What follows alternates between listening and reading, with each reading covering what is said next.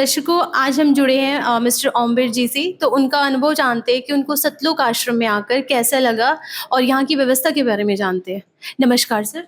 जी, तो नमस्कार आपके सभी दर्शकों को नमस्कार। सर, जैसे कि आप सतलोक आश्रम में आए हैं, आप पहली बार आए हैं?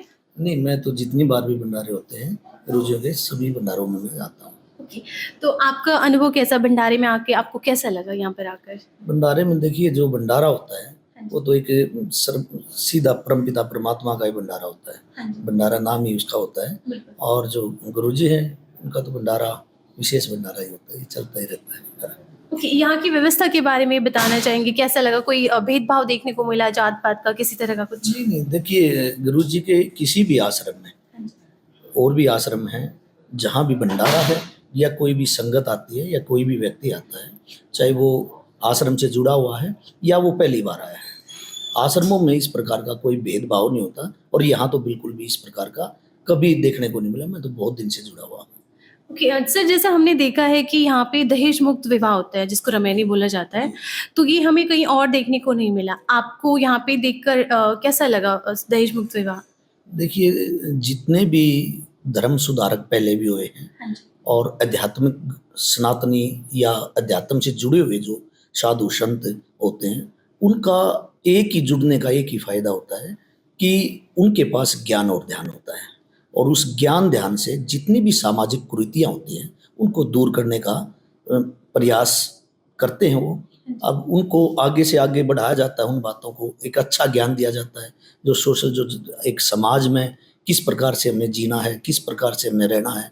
इस प्रकार की एक दहेज प्रथा आपने पढ़ा होगा, हमने भी पढ़ा है, तो वो एक कुरीति थी, एक सामाजिक मतलब बुराई है। अब कोई गरीब है, कोई अमीर है, तो इस प्रकार से इस प्रकार की यदि सभी में इस प्रकार की हो जाए, जो इससे बड़ी जागृति है समाज में, तो गुरुजी का जो ये गुरुजी करवाते हैं ये मतलब दहेज प्रथा के प्रति, तो ये कितनी अच्छी बात है, ये सबको सोचनी चाहिए। कई बार आप भी देखते होंगे सोशल मीडिया पे आती है, वो दहेज देते हैं तो वो मतलब वापिस कर देता है जो दूल्हा होता है। तो इस प्रकार की ये चीज़ें और गुरुजी के माध्यम से एक आध्यात्मिक जो गुरु होता है, उसके माध्यम से उसका प्रभाव भी ज़्यादा होता है और लोग आस्था के रूप में और गुरुजी की कही हुई बातों में। अब आपकी बात देखो, बातों का फ़र्क है।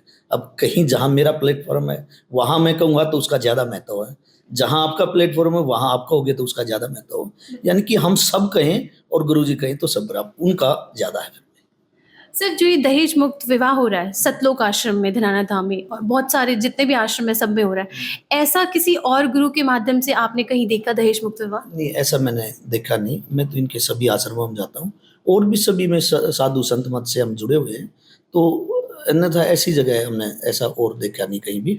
ये बहुत अच्छी बात है। आप ये बोल रहे हैं कि किसी और गुरु के माध्यम से ऐसी कोई मुहिम आपने अभी तक नहीं देखी है? नहीं। और नशे के बारे में बात करना चाहेंगे, क्योंकि आज का ये मेन आजकल युवा पीढ़ी का चल रहा है कि नशे की तरफ बहुत जल्दी झुकाव हो रहा है। यहाँ पे आपको कोई नशा देखने को मिला, किसी के हाथ में कुछ? नहीं, देखो यहाँ तो बिल्कुल किसी को नहीं देखा गया है और इनसे एक धारणा भी बनती है, इनसे एक अच्छा संदेश आता है इनके माध्यम से। जहाँ पे जो इस प्रकार की जो भंडारे होते हैं या कोई भी ज्ञान के वो संवाद होते हैं, तो उनमें एक अच्छी है जो कुरीतियाँ हैं वो समाज से छूटें।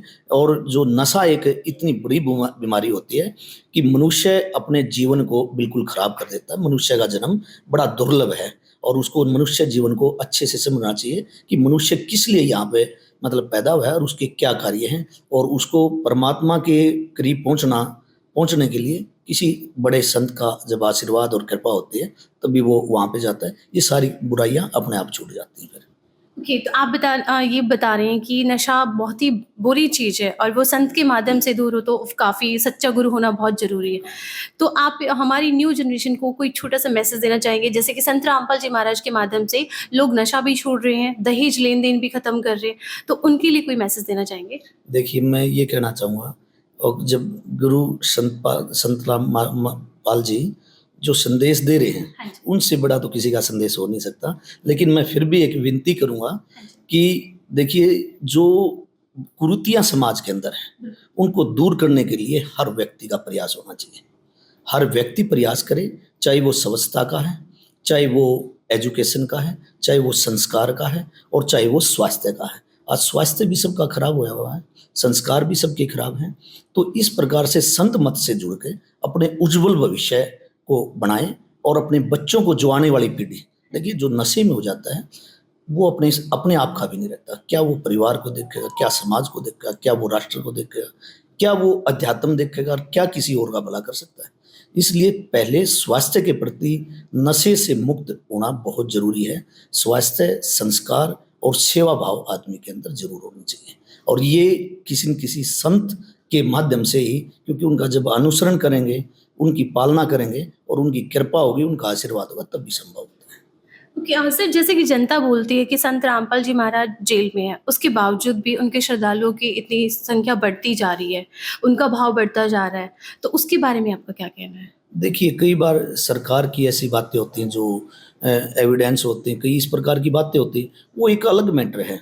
श्रद्धा भावना होना एक अलग मैटर होता है। श्रद्धा है लोगों की, और गुरु जी के प्रति ऐसा तो कोई एविडेंस या किसी प्रकार की कुरीति, किसी प्रकार की ऐसी तो कोई वो बात है नहीं किसी प्रकार की।